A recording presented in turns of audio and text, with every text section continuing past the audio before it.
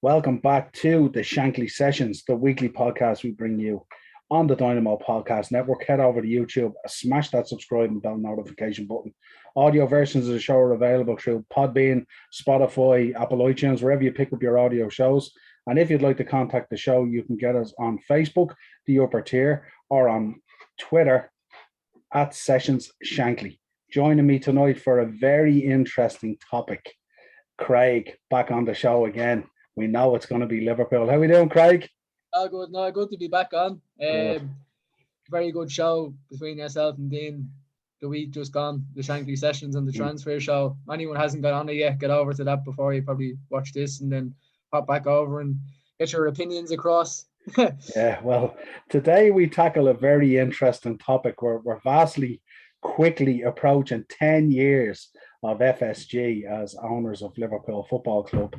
And I asked Dean, did he want to come on, but he's caught up all right. And I know Dean has very strong views about FSG as our owners, without a shadow of a doubt. So we'll mention some of them as we go along, of course. But yeah, I think it's kind of a difficult one, really, when you think of the history of Liverpool Football Club and you think about, the heights that we reached and the success that we had. And then that kind of 20 to 30 years of such a barren spell with a little sprinkling of success in between.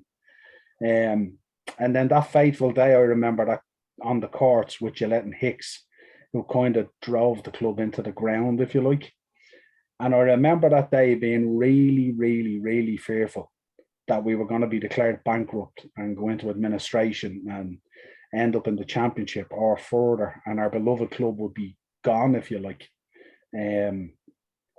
And that would have been a very bitter pill to swallow, because especially for the Banter FC crowd, they would have been all over it without a shadow of a doubt. But I mean, even personally, as a man who's followed Liverpool since 1977, I've put a lifetime into it, really, you know what I mean? And I love this club, our club, But in came FSG and basically saved the club without a shadow of a doubt. And anyone who thinks they didn't is remiss in terms of the detail behind this.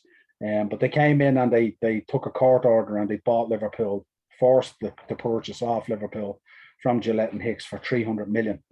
On October the 6th, 2010, they became the official owners, But we said we take a look back and we get down through the history of it, because, sometimes they get very bad press, and rightly so. And sometimes they don't get enough, enough congratulations for some of the stuff that they do. And more often than not, the stuff that they get wrong, they get really wrong. And it tends to be the stuff that's very close to the heart of the club. And we'll talk about some of those as we go through it as well, and look at some of the positives that they've come to. And viewers out there, obviously Liverpool fans who listen to the show and all, you can draw your own conclusions on FSG. Everyone's entitled to their opinion. It doesn't matter whether you're FSG in or FSG out. It's your own personal opinion. Let us know in the comments, obviously, or hit us up on Twitter or Facebook, wherever you want to hit us up. We'd love to hear your opinion, because some opinions are higher up in people's lists than others, obviously, you know what I mean? And the things that I might find really important to the club mightn't be necessarily things that you would find important to the club, Craig, or other viewers would find important to the club. And I know me and Dean clash all the time as Liverpool fans about FSG. Yeah. And he always says he sort of comes from a fan's point of view. And I kind of come from somewhere between a fan's and a business point of view, because obviously I run my own business and I know the challenges faced with that. What's your overall thinking before we get into it? Really quickly before we start, the thing is, you might see different views, but you both love the club so much, as in, you come together in the end. It's nice to have like different kind of views on it, but also what everyone agrees on is it's the club first. I think you summed it up perfectly. We were on death's door, and I mean that in the very sincerest way. We were on the steps of the court, on our knees. I don't even think we would have went to the championship. I think we would have been dead and buried, if I'm being completely honest. If you look at everything as a whole, you have to remember, go back to that day. No one told them they had to come for us that day. No one said they had to pay 300 million. They decided to do that. You obviously know from a business point of view that they they said, look, if we can get the ball rolling here and get this, we'll make money. I get that. I have no problem with that. That's a business. The club is a business on their side. They don't have to have an attachment to it like we do, or a love for it like we do. They run it as a business. That's what they would do. Like, that's what they do. For us, you know, our club that we love, that we devote our lives to as a religion, stayed with us. And you can't put a price on that. As much money as it is, our budget, or, you know, that's not worth any amount of money. Because we can't just, you know, we'll support another club. It doesn't work like that. You know, you put your name or post to the flag, and that's your life. You know, you devote your life to that club. It was Christian Purslow who negotiated. That wasn't on behalf of Gillette and Hicks that time. I think so. I remember like it was yesterday. Like, when they came in, I think the good thing about them is they didn't come in with false promises. They didn't come in saying we're going to do this, that, and the other. They bought the club and went about everything in their own way and their own steps. You know, American owners coming in to buy an English club, and then they had obviously was it Fenway? Yeah. They had so you're kind of like thinking, is this another Gillette and Hicks part 2 as well? You're like, here we go again. Like, what's going to happen? But in a 10-year period, like up to recent times, we can't put the negative of now through the whole lot, in my opinion. Yeah, I suppose with the success that we've had, the difficulty is that people want instant gratification, so they live in the now. You know what I mean? Whereas I would be very old school and a different kind of fan, similar to other fans out there, insofar as I've realised what it's like to be 30 years waiting to win a league. Yeah. I've gone through those 30 years, you know what I mean? So for me, you know, our slogan is "This means more." It really does mean more. You know what I mean? And if you've been an old school Liverpool fan like myself, who's supported them from the middle 70s and stuff like that and all, you know, we've seen the highs, we've seen the lows, we've seen the, you know, the triumph, we've seen the tragedy, we've seen the happy, we've seen the sad. We've experienced every emotion. We've been the butt end of football slagging for 20 odd years at times. You know, while we've seen our rivals become this huge conglomerate business. I grew up with that. You know what I mean? Basically, you know. And they were able to buy whoever they wanted. They were able to bring in whoever they wanted. They had success most years in one shape, form, or fashion. They had an unbelievable manager who was ruthless. And I had to live with that every week in the workplace.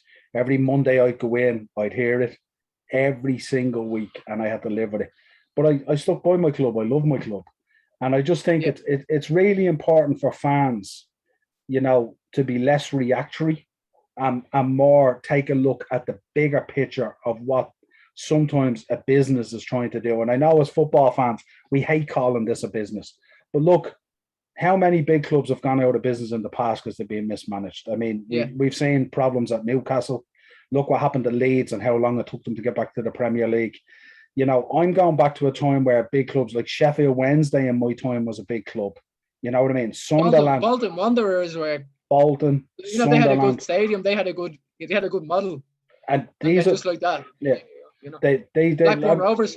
Yeah, I mean, Leeds is the prime example because Leeds was so mismanaged and Leeds was successful. They were a big club. They had good players. You know, they seemed on the face of it to have real good financial expertise there, and all of a sudden in no time at all, boom, and they were gone. And look, they're only back since last season. Look at how long it has taken them to rebuild. So God knows what would have happened that day if it had gone the other way and there wasn't an FSG there. You know what I mean? And there's no guarantee you're going to rebuild. You know, Leeds have gotten back, but there's no guarantee on that. You look at Sheffield Wednesday, they're gone down another division. You know, Blackburn Rovers are just kind of floating about in the championship, you know. There's no guarantee you'll ever. Well, it's only going to be 3 or 4 years and you'll be all right. It doesn't work like that. They will never come back. There's no guarantee in anything of football. I mean, look at the troubles now that Barcelona are facing. An absolute monster of a club who you would think on the face of it would be so financially sound and structured properly. Real Madrid, similar issues. Inter Milan, similar issues. This can happen to any club, and success can be a very short-lived thing and can be something that hurts you more than helps you at times. You know what I mean? So I just think from a fan base, I think we need to take a bigger look. And I know the things that they get wrong, and we're going to talk about them. Yeah. Really, really hurt, because Liverpool Football Club is really part of the fabric, and it's intertwined into that city there, and the people and the culture and everything about it. From Robbie Fowler's time with the Dockers, I remember it well, all the way up to present time. The tragedy of Hillsborough, it affects everyone in the city, blue or red. And I just think Liverpool Football Club, in terms of its history, is so entwined in that city. And some of the decisions that they made, they forgot that our club is very much about the people, and it's very much about everyone connected with the club, both in the community outreach stuff, but also in the staff, the groundsmen, turnstile staff, stewards, everyone, all the way up. One. It's all one, and it all has to work as one, and that's what brings success. And that's what United did for years. That's how they had so much success, because it was all the way up from the tea lady, all the way to Eric Cantona, all the way to Brian Robson, all the way to all those guys. And that's how they became so successful. And that's why Ferguson was so good as a manager. But let's get into this. I mean, obviously we mentioned October the 6th, 2010, they get their hands on the club from Hicks and Gillette, 300 million. Then they come in, they axe Roy Hodgson after a 6-month spell, which for me was one of the most difficult times in Liverpool Football Club when Roy Hodgson was manager. It was really, really difficult. And not only that, remember, I supported and lived through a period where Graham Souness was manager, which was really, really tough as well. But this was a really tough time. I never at any stage thought Roy Hodgson was the man. I never thought he was good enough to manage Liverpool Football Club. But again, you kind of don't know what to think, because you're coming out of a situation where our club nearly went to where we have to go. We didn't overthink it too much, because we were still kind of in limbo about the club had been saved, and that was kind of overshadowing the kind of appointment and Hodgson in charge and results and all sorts. It was a bit of a limbo kind of everything. Yeah, I think FSG came in and they were trying to understand the business as well. I mean, obviously they weren't football experts. Their background is sports, obviously, but they were heavily involved in baseball and stuff like that, which is not the same thing, not the same fan base, not by a long shot. But I think what they were trying to do was just plug gaps to get their feet under the table to try and figure out and understand the business and the sport and how it works. So they appointed Kenny Dalglish, which I was kind of indifferent about at the time. Obviously, I love Kenny Dalglish, absolute legend of the club, Sir Kenny. But I wasn't sure about whether him going back in there, where it would go and how it would end. I think if you're a foreign investor and you bring in an absolute legend of the club, you're automatically getting a plus from the fans, as in, oh my God, King Kenny is coming back to manage the club. I mean, you're going from Roy Hodgson, you had an absolute dreaded time, to King Kenny. You're doing the right thing from from a business point, and you're doing the right thing from a foreign investment point, as in bringing someone who's an absolute legend of the club. People get on side with him, they love him, and now he's managing your club that is still in existence, thank God. So I think coming in the door, your first appointment, I think it was a safe play. Don't think it was the right decision at the time. Obviously, Kenny was well before my time. I know he's a legend, obviously, from the club, from history. But I think from where else could you really go from their point of view and from the Hodgson point of view? I think at that time, it was kind of like, let's play it cool and safe and get people maybe on board a bit. Maybe, I don't know how you see it now from a business point, but I think maybe like that, No, my biggest concern with Kenny at the time was really how it would be handled towards the end of his tenure. Would he be able to exit the club with everything that's there intact? Separate. And that's what I was concerned about. And if Kenny came in and, we were going on a bad run and all, would people be laying it at his door and stuff like that? I didn't want to tarnish his legacy, stuff like that. But I fully understand why they brought him in, get the crowd behind you, plug a gap there. Obviously, it being poor with Hodgson and stuff like that. But then we move into our first transfer window. And, you'll recognise this one, obviously. The exit of Fernando Torres, 50 million to Chelsea. It was... I just couldn't even acknowledge it. Yeah. It just didn't feel real. We loved him. Absolutely adore him. I love him now. I do. look, it happens.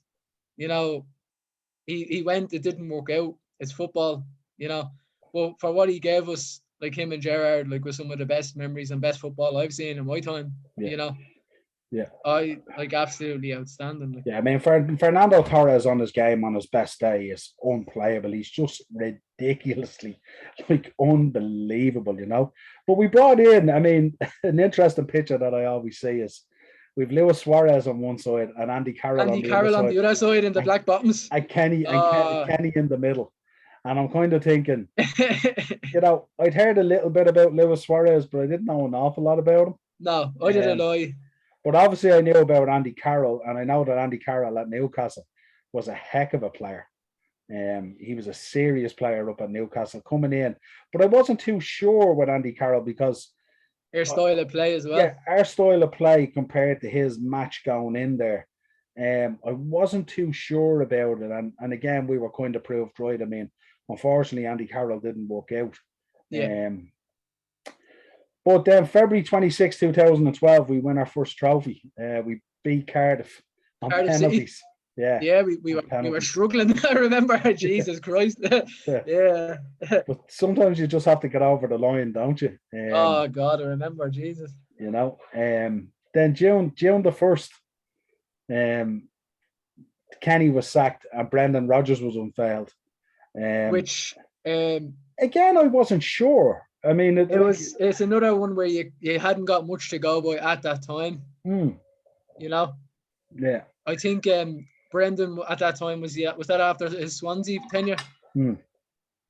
So yeah, you know, this is a manager who is young, very highly regarded, but it's Liverpool Football Club. You know, let's be real here. So we were kind of probably at that time saying, you know, Jesus, I don't really know, like, you know what I mean? Yeah, I think not dissimilar to Rafa and not dissimilar to Kenny and all and stuff like that. I think Brendan understood the club and he understood the community and the culture and the attachment to the city and the history and everything else that went with it. And I think he picked up on that pretty quick. He understood I think as well, the way we play football. As in, I thought he played a very good style and very fast-paced style, very attacking style. You know, I think with Rodgers when he came in, he was very honest, but he understood the magnitude of the job, and he understood where Liverpool Football Club, where it needed to be, and where it was, and he was brutally honest about where we were and how we were going to get there and stuff like that, which I really, really liked, because a lot of guys will come in and go, "Oh yeah, this is a club that should be winning the league, and this club should be doing that," and yeah, that's right, that's what it should be doing. But to be able to assess where you are and be honest about it, I thought was a key point for Rodgers, and it gave him something to build on as well, because it was in his understanding. But then he comes in January, he lands Philip Coutinho and Daniel Sturridge. You know, Philip Coutinho, I think he cost us 8 million. Was less than 10 million, I believe. 8.5, 8 million? 8 million. For me, Daniel Agger, probably like yourself, is an absolute legend. Sadly, injuries took its toll, but when you think of Liverpool, when you think of the likes of Sammy Hoop, you know, people who actually gave everything, Daniel Agger's up there, and his name should be mentioned, and rightly so. Yeah. Coutinho, when you look back at it as a whole, was an absolute gem of a purchase. Yeah. When you look back as a whole, you know, for that price, I believe before he came to Liverpool, he was at Inter or something like that, and he hadn't really settled. You know, he was one of these, you know, this chap's going to be a talent. He was floating around on loans, you know, stuff like that. When we got him in, 8 million. You look back at that now and you're like, oh my God, like, you know. Yeah, it's shrewd bit of business there again. Yeah. What about Sturridge when Daniel Sturridge came in, same time? Daniel Sturridge overall, if he didn't have the injuries, I think he'd be one of the best English strikers. Without the injuries. I think he's really good. Remember him, Sterling and Coutinho? Oh my dear God. Was it Suarez actually? Suarez, Sterling and Sturridge, was it? Yeah. My God. Like, Sturridge had that ability, he had the goal score, and he had the technique, he had the footwork, but his injuries, I think, always just kind of kept him from being what could have been. You know? Again, I thought he was very honest. You know, I thought he was very honest at Liverpool. I thought he gave what he could give, you know? Yeah, and still, like, you still see to this day, he's still a fan of Liverpool. You see him there. Last week he was hanging out with Henderson. in Mallorca on In holiday Mallorca, and stuff like yeah. that. You know what I mean? So he That's appreciated it. the values of the club as well. You know, Yeah. you have to remember as well, he didn't work out for him at Chelsea, but it didn't Yeah. stop him either, you know, that way. Yeah, and he's often done interviews where he said like he sell hot dogs outside the ground just to be still a part of Liverpool Football Club, which is really really nice to hear. You know, Appreciate that, from a top you know. player. Yeah. May 2014, we came so close with Rodgers to win the league, and of course we had the Palace game. We remember the Palace game. You know, Suarez was absolutely inconsolable. Gerrard trying to look after him, the captain that he is. We obviously had the slip. Yeah. You know, we don't need to dwell on any of that, but Rodgers came so close, like so close.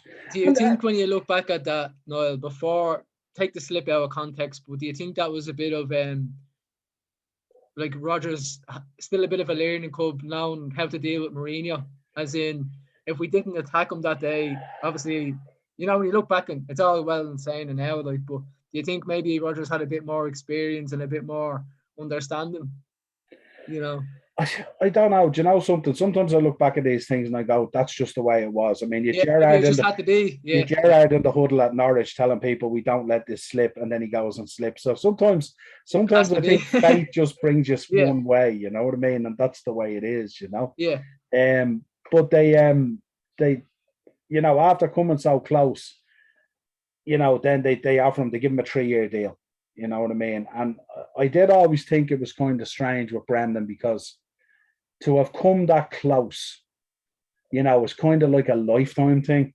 Yeah. And in order to better that, I wasn't too sure we were doing the right things to make that next step, even though it was so close. And I think, yeah, you're right. There was a bit of naivety from Rodgers and stuff like that, and it was a learning curve and stuff like that. But you know, we had that season. That season was in our hands, and we like. And if you look at it as well, Raheem Sterling had literally broke onto the scene, we could say, at that age. You know, he was number 31. He wasn't like a regular, you know, number 9, number 8, whatever you want to say. And he just came in and just absolutely lit the place. Like the football we were playing, we were blowing people away every week. Yeah. Now this is where I mean, obviously we're talking about FSG here and the moves that they made. And I think when we talk about some of the good stuff, like you talk about some of the good stuff and the bad stuff, and some of it outbalances itself on some of these points. But obviously Brendan coming in, I think, was a positive thing. I do, yeah. I think bringing in Sturridge and bringing in Coutinho, I think ended up being a positive thing. And I would say over the last number of years, back to that time, we have been very lucky as well at times with some of the players we brought in, because we had our dose of real bad luck with players. Joe Cole, number 10, at the end of his career. Yeah, but when you look at Coutinho, I mean, Coutinho with 8 million to become such a world-class player and then to sell him on for 140 odd or whatever it was is outstanding business. And we know that Mike Edwards is unbelievable at this game. He is the best without a shadow. He's the master. Yeah. But you know, some of the things that we talk about then, the club, obviously December 2014, the club confirms the redevelopment of the Anfield main stand. The main stand, so yeah. Here we see the club acting as a business. They're looking at redeveloping the ground, because they know that 44,000 ain't just going to hack it anymore. Not when your main rivals are up 55, 60, 65, 70,000, whatever it is, you know what I mean? You, like on a match day, you're 30,000 behind them or 25,000 behind them in terms of your revenue generation. So that bridge they need to, you know, bridge that gap. Yeah. And to this day, they're still doing it. There's another development, I believe, has been approved and coming up pretty soon as well. But I think, doesn't that go both ways? It's good for the fans and it's good for business. It's good for both. It is. But the problem that you have there is, obviously, this redevelopment does a huge cost. Yes. And the cost of that may be the cost that has to come out of maybe signing another player in a transfer window. So you have to allow for that. So, and I don't think we take that into consideration maybe at times either. Absolutely. I'll hold my hand up and say, when I'm frustrated, I don't look at other things like that. I don't take them things into kind of consideration. Yeah, and I suppose, like, you know, we're going to touch on other things as well, you know, but then the Reds also strike the big money kit deal with New Balance, and it was worth 300 million to them as well. I had no idea who they were at the time.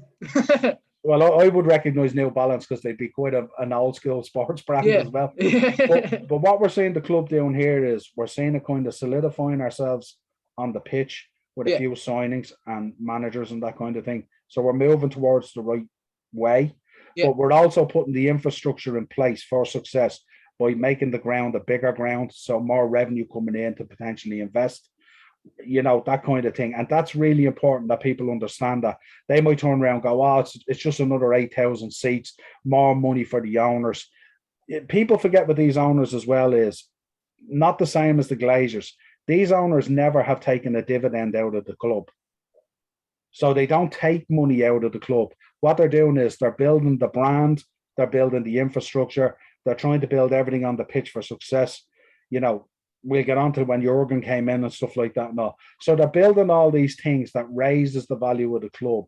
Is that very American-like business, that kind of profile? No, I think it's the way business should be done. The way you look at business is, if you're looking at a business and you want to buy it, you have to look at all facets of the business. So you have to look at everything from the car park all the way to the accounts. The whole lot, yeah. And you have to see, like Liverpool Football Club would be a massive global brand. So you have to look at how you can leverage that brand as well.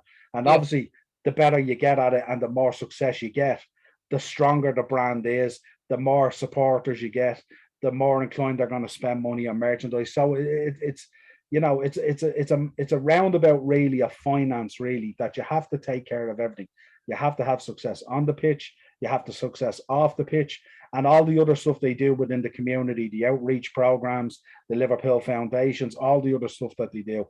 Not taking into account the fact that they've built a new world-class training facility, the AXA training facility, and we moved out of Melwood. And obviously, it's sad to move out of Melwood, the history that's there and stuff like that. But again, this is a club that's constantly developing, even though people think at times when we're not signing the players, we're just standing still. We're never standing still, Liverpool Football Club. But yeah, Rodgers, that's the big money deal that comes in from New Balance. In October 2015, Rodgers is sacked after a poor end to the previous campaign, which is fair enough. Yeah. And Jurgen Klopp becomes the manager, which was a huge appointment. And I think the day Jurgen Klopp was appointed, he gave a press conference and he was saying all the right things right from the get-go. Jurgen's background was obviously Dortmund, which aren't dissimilar to Liverpool. They would have a similar fan base. The yellow wall. But they'd have a similar mentality, a similar thinking, a similar attitude to football, a similar work rate, all that kind of stuff. And Jurgen brought that in. And we've seen time and time again with German coaches, they have a style and a technique and a workmanship, and the hard work and dedication pays off. And that's what he brought in. And he had to change a lot of things, including the culture. I know United talk about changing the culture when Solskjaer came and stuff like that. Jurgen did the same thing at Liverpool, because it's a culture of winning as opposed to a culture of just showing up and competing. And he changed that really quickly. What I like about Jurgen as well is, for him to leave Dortmund shows you that it wasn't about money. It was about, genuineness.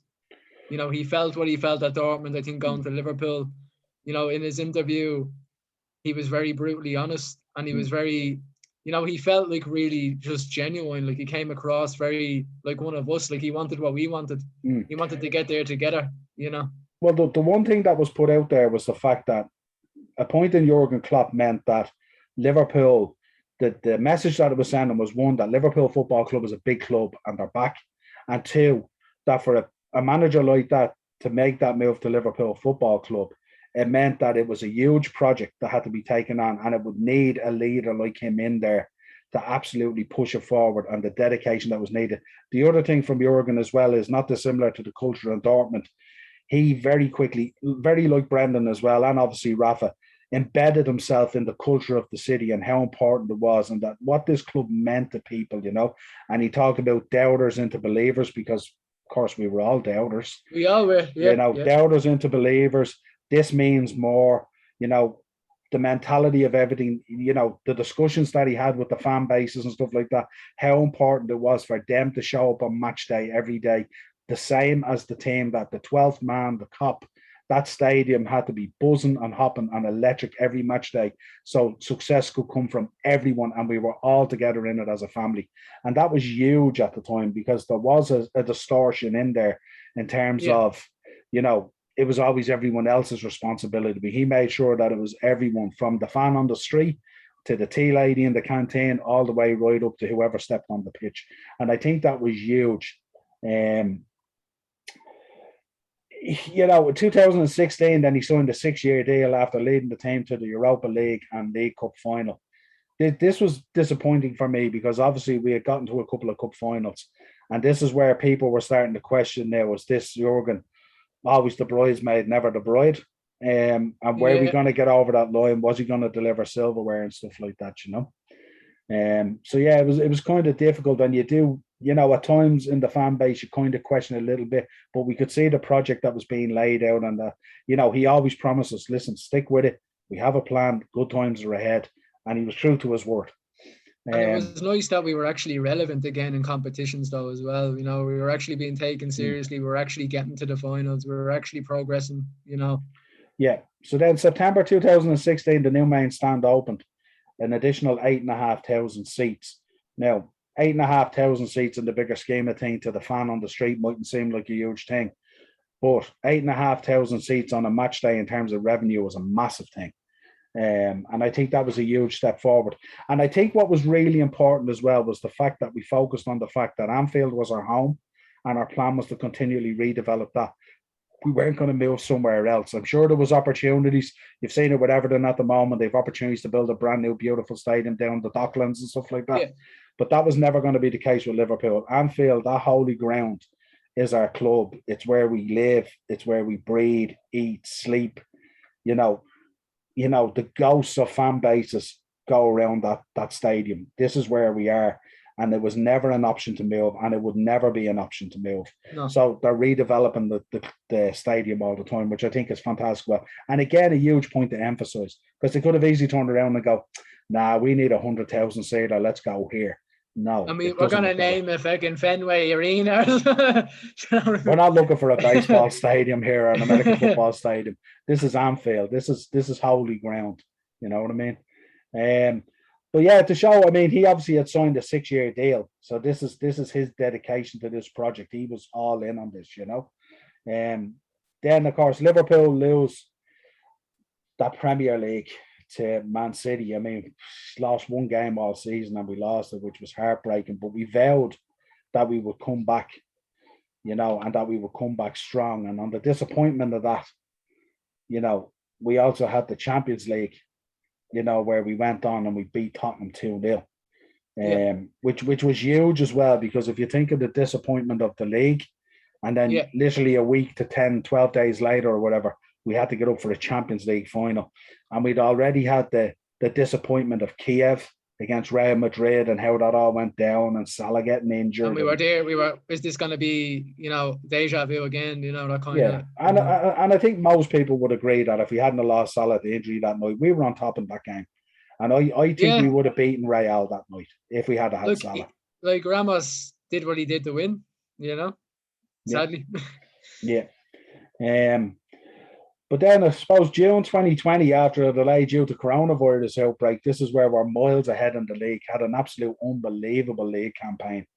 Storming. But it got halted by coronavirus, and then we'd all the talk about, here we go again, voiding the league, killing the league, putting an asterisk beside our name because we won it and all this. But eventually, sense prevailed.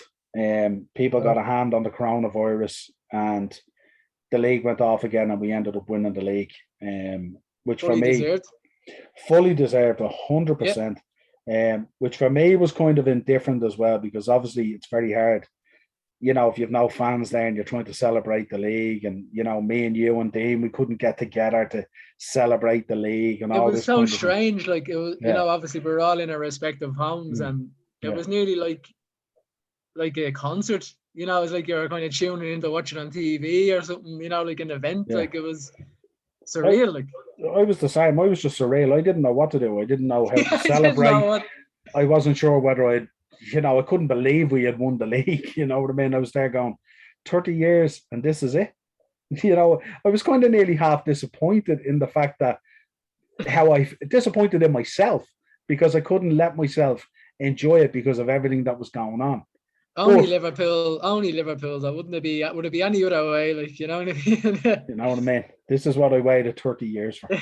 You know what I mean? But I think, you know, when we look at, say, the positives that come out of this and some of the things I looked at today, like, I mean, obviously, they've grown a huge, massive global brand. Liverpool is now, without a doubt, a massive global brand with a huge following. You know, the business now is valued from 300 million right up to 4.1 billion, which is massive growth over a 10-year period if you look at it, you know what I mean? And probably Uh, only going up as well. You know, like yeah, and if you compare that, like, you know, and I don't want to draw comparisons with United all the time. We're on a Liverpool podcast here, but if you look at the Glazers, every year the Glazers are sucking a dividend out of there. A yeah, club that's, you know, highly up to its gillies on debt and built on the basis of debt, you know, and then you look at our club where the club has grown exponentially in terms of value, but the yeah, owners aren't taking dividends out. They understand that if there is an end game and one day they decide to sell, that's where they'll get their money. They're already at 4.1 billion. They only invested 300 million. So it's been a massive investment. You know what I mean? yeah, So that's good from that. Then obviously the move, as I mentioned, from Melwood, of course, some fans will be very sad about that, leaving Melwood. The history of Melwood is unbelievable. But everything evolves and develops. If you stand still, you don't move yeah. forward. So that's what has to be looked at there. And I looked at some of the pictures coming out of that AXA facility and stuff like that and all. It looks unbelievable, that training The facility. honors kind of mural, and it's unbelievable looking. Like, Yeah, absolutely. The other thing I look at, obviously, you know, the major development going on in the ground and around the ground and stuff like that, but also the development out there in the community and stuff like that, and how Liverpool is supporting that as well, which often is not seen. And we report on it all the time, of course, on our Liverpool podcast. But I think that's big as well. But I think if you go back and you look at what they laid out at the time of buying the club, you know, the 4 or 5 points that they laid out there, they've achieved every one of them. You know, that they wanted to bring success back to the club, that they wanted to raise the profile in terms of the players and the standard. You know what I mean? That they wanted to create, yeah, massively has been. that they wanted to create stability in the club. And, you know, I can't remember what the fourth one was, but financial stability, I presume, was one of them. And then the other one was, I think, deliver success and stuff like that. Yeah, Whatever it was, there's 4 of them anyway. But they've hit the nail on the head on every single one of them. And this is sometimes what people forget as well, that you need to go back to 2010 and see what was said in 2010 and see where they've come along this line. And the same with Jurgen Klopp. When Jurgen Klopp came in, he made certain commitments and promises to the fans, and he's delivered big time. So when we get on to the negatives, you know what I mean? I mean, obviously, you know, July 2014, you get the squad disruption with Luis Suarez leaving for 65 million. And then obviously some of Rodgers' recruits were a bit weird. Mario Balotelli, crazy. yeah. Ricky You know, Lambert, fuck Barini. Oh, remember the 3 of them up front? yeah, Oh just my just god. just some crazy kind of stuff, you know what I mean? Then obviously, you know, one of the most disappointing ones for me, I was sitting in Anfield that night, was obviously losing to Real Madrid in the final, you know, in Kiev. And I was sitting in the cup that night with Ben watching it on a screen, and it was Ben's Just first the trip manner over. as well. The manner of it, you know, just Yeah. Now, some people would say, but it was a huge achievement getting to a final. But I think if you get to a final, you want to win it, you know. yeah. There's no other way. Yeah. Obviously, we don't need to mention the Super League because we've covered it on so many podcasts on this. But I think this is the thing. I think what happened was, on some of these decisions, they went off like a loose cannon on things, Yeah, and they forgot the fundamentals and the foundation of the club, which is the city and the community and the people and everything else that feeds into it. Right up, as I said, from the guy who checks your tickets all the way to the guy who puts the ball in the back of the net. And I think somewhere along the line they lost that. And I think if they did more consultation with the fan base, like the Spirit of Shankly and, you know, the Spine Cop and all these different foundations that are in there, you know, they'd have a better sense of feeling in certain decisions instead of going off on a tangent and thinking yeah, like as a fan base, we won't let stuff be forced through. We have a yeah, voice, we will be heard. The fan base and the club is the heart of that club. The owners are just the people that sit aloof on top of it, but they need to understand what's underneath because it's the foundation that the club sits on. So, you know, I just think that was kind of a weird one. Then they tried the raising of the ticket prices, which I thought was kind of a step too far. I think that always needs to be done in conjunction with discussing with the fan base and stuff like that, because Yeah, as you you can't know, really just kind of drop that out there. It's yeah, well, you look, know, being a fan of a football club is an expensive hobby. You know what I yeah, mean? It's not cheap, Then I think during the pandemic, I think the furloughing of the staff, the attempted furloughing of the staff, I thought was in very bad taste considering the financial prowess of the club and that the club had reported record profits and all that it kind of was stuff. it was completely like irrelevant. It didn't even need to be for discussion. We were in a like I know Mm, there was a pandemic, but we weren't in that bad of a state that we had to come to that kind of conclusion. I believe it could have been easily avoided. You know. absolutely. And then this whole trying to trademark like Liverpool and stuff like that, trying to trademark the Yeah, name is and that is things that like that. more like American? Do you think as a business is that more kind of like a licensing thing kind of thing, like or Yeah, I think like a brand, like a yeah, yeah, I think what it does is it opens up the trademarking of it at times can lead to more financial rewards in terms of the use of that brand name and stuff like that. You can demand a bigger share and better stuff and stuff like that. But on the flip side of that, you can't use the word Liverpool and trademark in the same sentence because no, it doesn't Liverpool, even sound like yeah. we've seen what's happened in the past with Liverpool when they've tried to be controlled by even the British government and stuff like that. Liverpool is nearly its own little country. You know what I mean? Yeah, And it wouldn't tolerate that at all. I think it was a poor move, and they were ill advised, to be honest. You know what I mean? Obviously, we said it already. The lack of consultation with the fan base. It's a highly influential fan base there. It's aged. It's generation to generation. It's handed down. I always emphasize here at the time, when Ben is a Liverpool supporter, I always bring him over and make sure he understands the history of the club, where it's came from, the success, the tragedies. He understands the whole history of what it means to be a Liverpool fan. And that's handed down from generation to generation there. So the naivety of not thinking that you have an influential fan base was a poor move, really, on FSG. They should have known yeah. I better. think they just kind of shot the cannon, didn't they? They lit it and shot it without even taking everything into account. Yeah.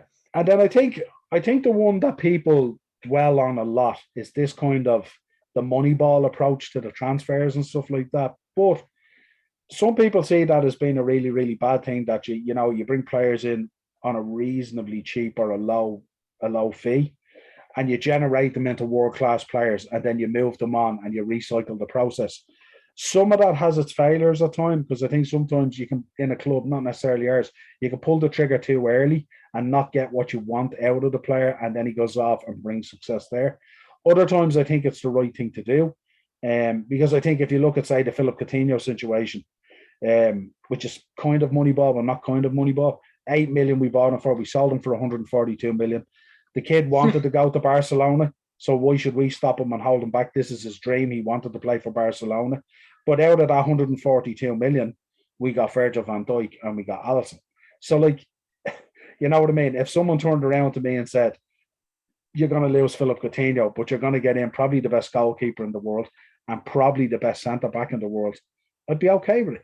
So sometimes Moneyball No works. questions You asked. know what I mean? Sometimes Moneyball is good, Yeah. and that's all I'll say. And but they're the kind of things that I focus on, and they're the kind of things I look. I don't know if you want to give me a view on if there's anything else you picked up on.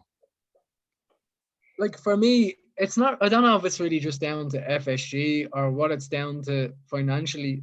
I don't think even with the pandemic that we're in a bad place. We did win the league. We won the Champions League. We have the Nike deal, and we're always growing, as you said. We have like people like LeBron James has a stake in Liverpool now on board as well. So like we are massive. We already were, but we are going, really, really big. The likes of, I think you told me earlier, which I fully agree, the Minamino deal, buy him cheap, but get that kind of awareness in the likes of Asia, Japan, jersey sales, merch, the name, more reach out to the population. Mm. I do think it's very difficult because does it come down to Klopp, which I trust, and if he's happy, at the end of the day, I am going to be happy, or is it down to FSG?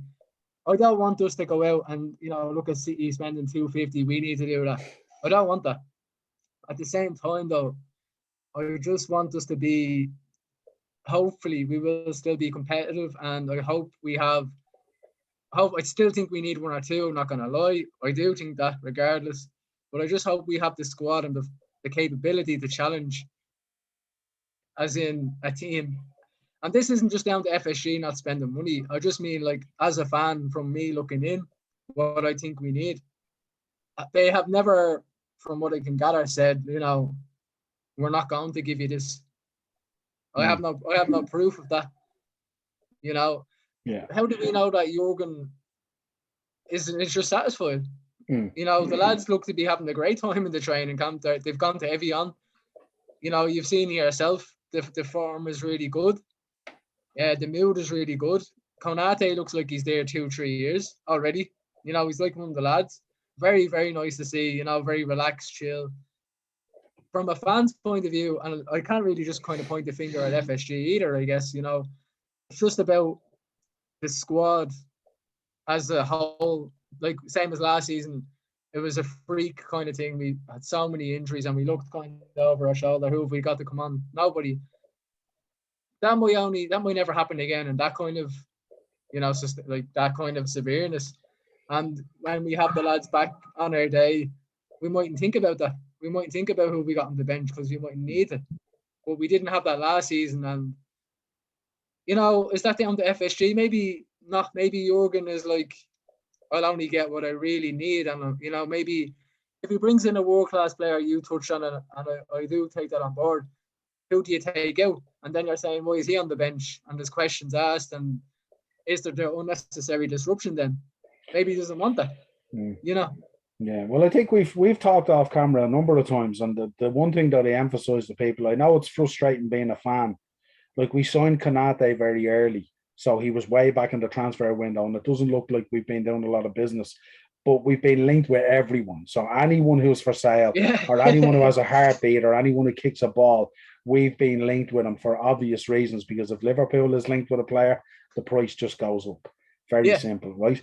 But what I would say to the fan base out there that are getting frustration with this sort of, like, you have to sell to buy and stuff like that. Well, if you want to have a space in a team for someone, or you want to have a space on a bench, you have to take a certain amount of that out in order to put in something new.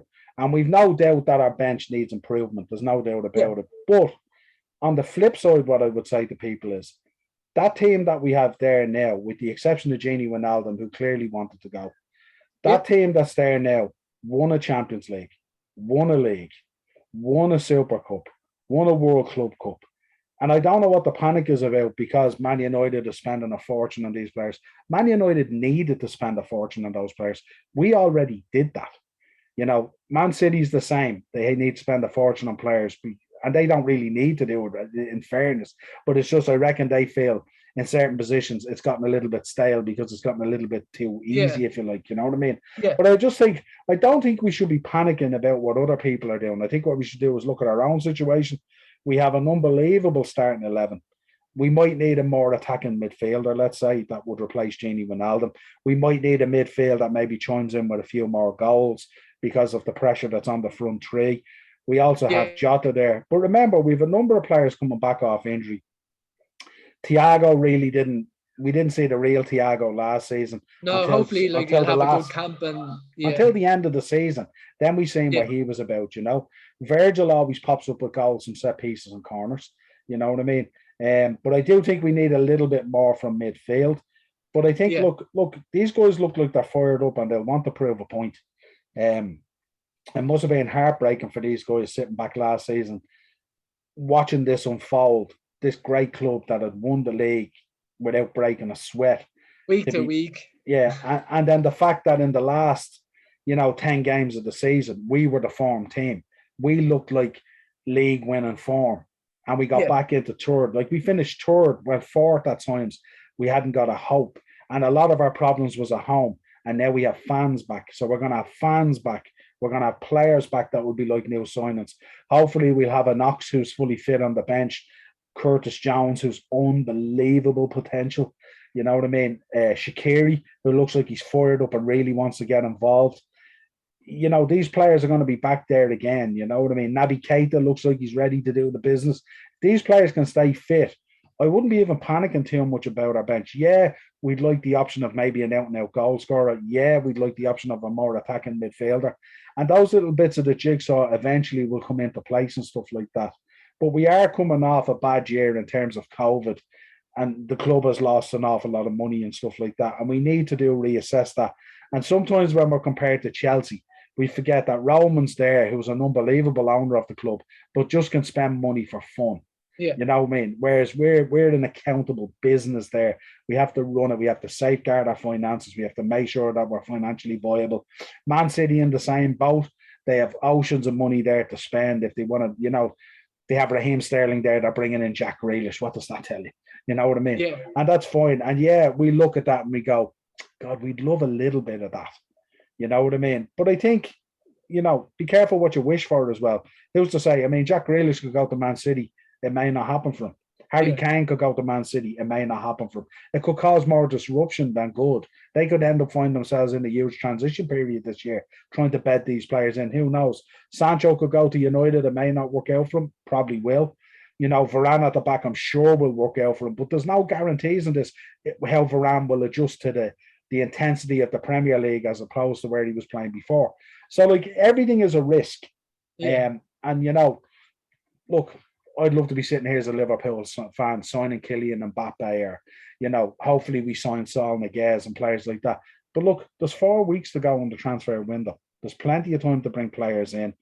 We look like we're fit. We look like we're ready. I listened to Kanate the other day, did an interview saying he is sleeping like a baby at night because of the intensity of the training.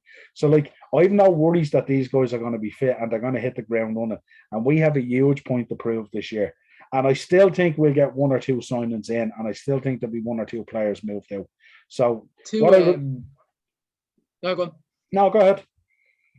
2 real positives really quickly as well. I completely am on the same wavelength, as in when players reach a certain age and they haven't got that value, do not hold on to them and give them bumper deals. I've seen it at Barcelona. It doesn't work. There's no selling value. There's no reason. They're not really viable for the positions in the team either. So I commend FSG on that for not being held to ransom, or the club, letting that happen, or saying we better give them this amount of money to keep them. And another thing, Alisson has followed Fabinho in signing a new deal. When I stepped back and, I was a bit frustrated blinded, I'll say, about, we're not getting players in. When you actually take a step back and look at it, they're tying down their spine, which is not a bad thing at all. When I take a step back and actually look at it properly, the spine is being, tied together, which I have no problem with, which is a good thing as well.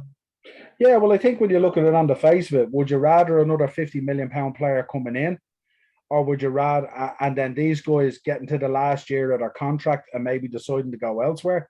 Or would you like them to tie down the likes of Alisson, the likes of Virgil, the likes of Fabinho, the likes of these players? You know what I mean? That really, it gives us at least another 4 or 5 years that we know that the spine of the team is going to be absolutely solid. Yeah. And that's something that we can't forget as well. And what we forget about that as well is there's a huge cost associated with that. These guys aren't signing new contracts for less money. It's going to be more money. And I know they're working on a big contract deal for Mo Salah as well, which is going to be a tough negotiation because it's going to take a lot of convincing, because himself, he's come through a tough year as well. And he'll want to talk to FSG and his representatives and Klopp to say, well, where's the project going now? Yeah. You know what I mean? And they have to convince him that they're all in on this project, that more success is going to come, that we're going to keep on raising the bar all the time, keep on expanding the stadium, keep on developing the training facilities, keep on being world-class and leaders at everything that we do. And that's what's really important to these players. Mo Salah could turn around tomorrow and sign for any club in the world. No doubt about it. Every club would want him. And it'd be massive money and stuff like that. But there's a reason that Mo Salah wants to be at Liverpool. It's a fantastic environment. And, we took a chance on him as well when we brought him in from Roma. He was a decent player at Roma, but he had his up and downs between Chelsea and other places and stuff like that as well. So he's repaying us as well in terms of our commitment to him. So, it's a two-way street. And I think this is the kind of stuff that people forget that FSG are working on at the moment. So everyone gets caught up, it's all money ball, it's all this, it's all that, it's all the other. Think about the other stuff that's going on. Think about all the stuff that's being laid out in the foundations that they're building around the community and all the other good stuff that the club is doing, which I think far outweighs the stupid naivety and decisions that they make in terms of not consulting with the fan base. You know, silly little things like the stuff they had with the Spine Cop in terms of the banners, the managing of the banners and the flags for the Cop and stuff like that. Petty, stupid stuff. You know what I mean? And the stupid stuff about the Super League. But the problem with the Super League as well is every other big club was doing it. It wasn't just Liverpool. You know what I mean? So, like, there was a naivety there in thinking that, you could just sail off into the sunset and create your own little league and stuff like that. You know what I mean? But they're all things that they learn from. You know what I mean? Yeah. And I know a lot of people will say, oh, but hang on, they make the same stupid mistakes over and over again. Part of being in business is that you make mistakes and you learn from them, but that those mistakes don't hurt you to the point where they put you out of business. And I don't think FSG has made a mistake yet, at least that they were able to follow through on, that has endangered the future of Liverpool Football Club. I think we're on a solid foundation there. I think our finances are in a real good place. And I think the thing about Liverpool as well, Liverpool is very, very quiet and private about its business. Liverpool doesn't be talking about Jadon Sancho a year and a half in advance and stuff like that. We made it very clear we wanted Virgil van Dijk, and we went and we got him, and we waited because we wanted that player. But I think Liverpool is very private in the way it does its business, and I think in the next week, I'd be very surprised if we don't sign one or two players. I think it'll just happen. We've seen it with Fabinho. We've seen it with a number of players. We don't mess, we don't mess around when we do our business, and we don't flaunt it out there for everyone to see. We just turn around and go, we've signed this player. Boom, done, move on. Let's do it. Yeah. Mike Edwards is very shrewd in the way he does business. Jurgen Klopp is very shrewd in the way he structures his team and players that fit into that. We've had an opportunity over the last 3 years to sign unbelievable players, Fekir, Memphis Depay. We've had loads of opportunities to sign players that just don't fit into our system, that Jurgen recognises, that takes a step back and he goes, no, he's not for me. This is not what I want. So it's an identity, it's trying to, I can't just get anybody and put them into it. Absolutely. So what I would say to fans out there at the moment is, when you're assessing FSG, take everything into account. Don't just be reactionary to the Super League or the trademarking of Liverpool or all these other things. They're mistakes that any business can make. When you're offered a better opportunity, you go, I think that'd be a better share and much better for us and stuff like that. But in the reality of football, community, culture and fan base, it was totally the wrong decision. And they will learn from that. But I think overall FSG, for me, I think they've done a good job overall. I think what they've done at Liverpool has been exceptional. And I think they've brought in the right people to do it as well. I mean, when I talk about FSG, I'm talking about Jurgen Klopp. I'm talking about Mike Edwards. I'm talking about all these people who work in the Billy Hogans of this world, all the guys who work in the background and stuff like that. They're the guys. They're part of FSG. That's what makes up FSG. FSG is not just John Henry and LeBron and guys like that. It's everything, from the bottom of the club to the top of the club. And I just think it's really important that we take that into account. It's nice to have that all the way up though, the tiers, and it's nice to know as well that when they do get it wrong that they recognize it, you know what I mean? And I mean, I know John Henry came out with that apology on the Super League and stuff like that, and it seemed half-assed and framed and stuff like that and all, you know what I mean? But I would say he was one of only the few owners that came out and did make a video of an apology. So you got to look at it that way as well, whether it was contrived or what it was, you know what I mean? That's neither here nor there. I think at times as well, we have to take a step back and remember, these don't know Liverpool or love Liverpool like we do. They don't watch football probably as in soccer to them, They don't have that feeling day in, day out, like the relationship that we have. Like what I say to people is everything is a transition that doesn't stop. And what I'm saying to people is I will follow Liverpool Football Club way after FSG is there. I followed Liverpool Football Club way before FSG was ever there. But what I would say to people is just be careful what you wish for. Because you know what I mean? The next Gillette and Hicks is only around the corner. And you have to be so careful because not everyone has the best intentions of the club 100% of the time. Like sadly, you look at even Newcastle, St. James's Park, such an iconic stadium, is called the Sports Direct, whatever now, just for money. And when you look back at the history of Newcastle Football Club, they should be a giant in football. Massive club. You know what I mean? Massive club, massive fan base, you know, unbelievable club, not dissimilar to ourselves in terms of the fan base and the connection with the locals and stuff like that. Newcastle Football Club deserves to be a huge football club, but unfortunately, be careful what you wish for, because look at the ownership there. You know what I mean? So at the moment, for me, I'm comfortable in FSG. I'm not 100%. Obviously, they've made mistakes, but I'm always wary about, you know, what's around the corner and what's the next move and stuff. That we could be sold off to someone who doesn't give a damn and just wants to rinse assets, and I'd be really careful about that, you know. So for me, it's okay at the moment. I understand where it's going. I understand the project. I'm as frustrated as any fan about some transfers that haven't happened and stuff like that. Yeah. You know, but look, we're working on a lot of stuff at once. So everything takes a little bit of time. Yeah. I think, like, when you go back to that day with Hicks and Gillette to where we are now, you know, it's like someone just bleeding rubbed the lamp. You know, mistakes were made along the way, but were the mistakes that ran us out of business again? Or nearly? No. They were rectified. They were, you know, understood after a bit of time, and we move on. You know, we support Liverpool. Like, we support the team. We support the lads. Absolutely. We have a manager who's one of us. We have a squad who play for us. You know, we would have been basically, I think, you know, I don't think it would have been Championship or League One. I think we would have been gone. Or, you know, that would have been the end of football. We wouldn't just, we'll support, you know, Tranmere or whatever. We wouldn't. We would have just lost it on football altogether. We would have lost everything that we live for.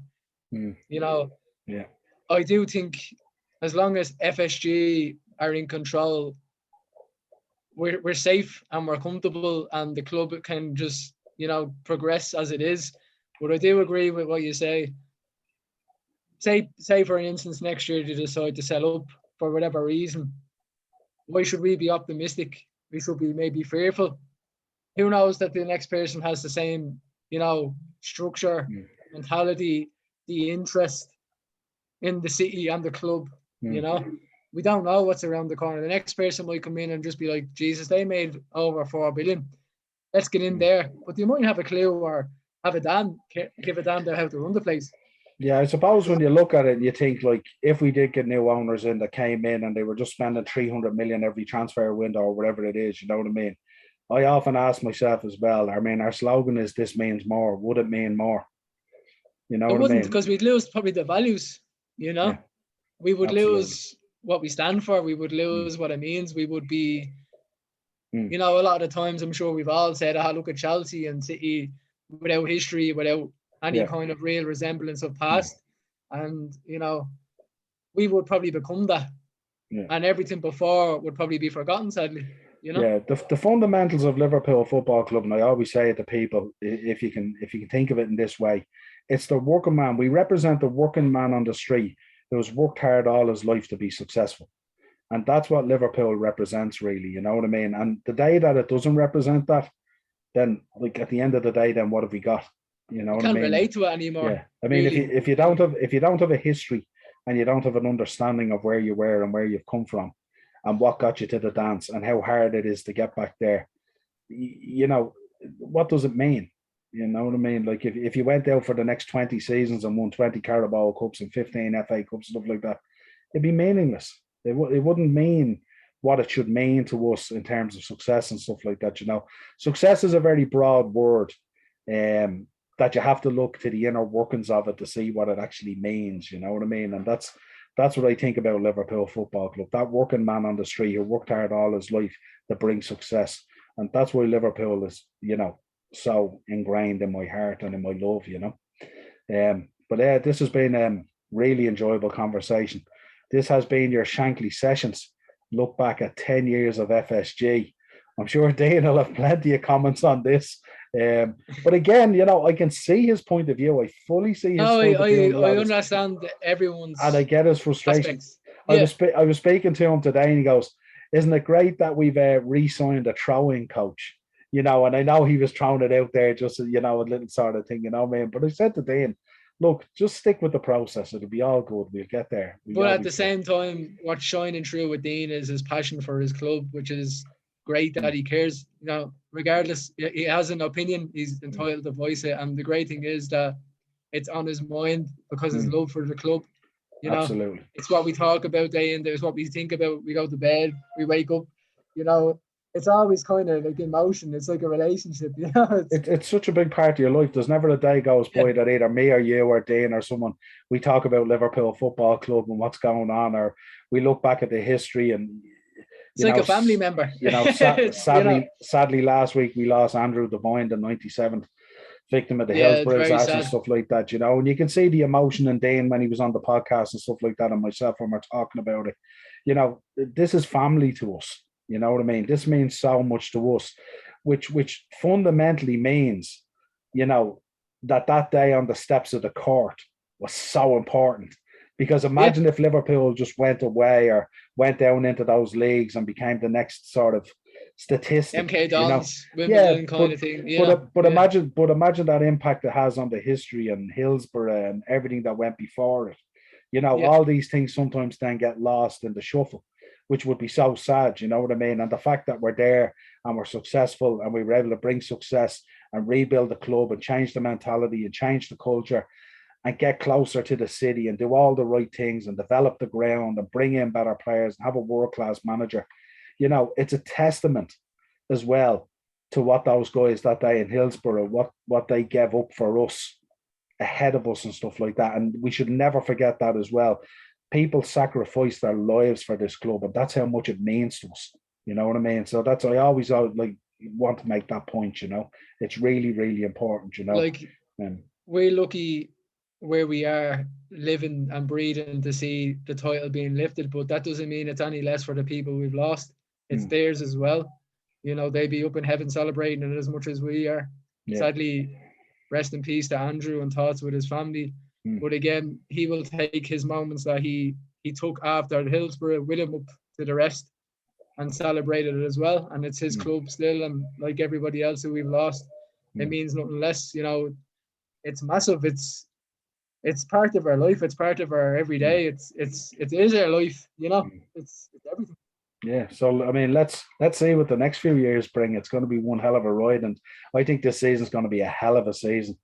But until next time, YouTube, Dynamo Podcast Network for all the episodes. Anchor will give you all the audio versions of the show wherever you pick up your audio version show. Hit us up and let us know your thoughts. FSG in, FSG out. How do you feel about it? Are you frustrated because of transfers? Do you see the bigger picture? Let's see how we go. Craig, until next time. Appreciate it, buddy. Cheers, Cheers, bud.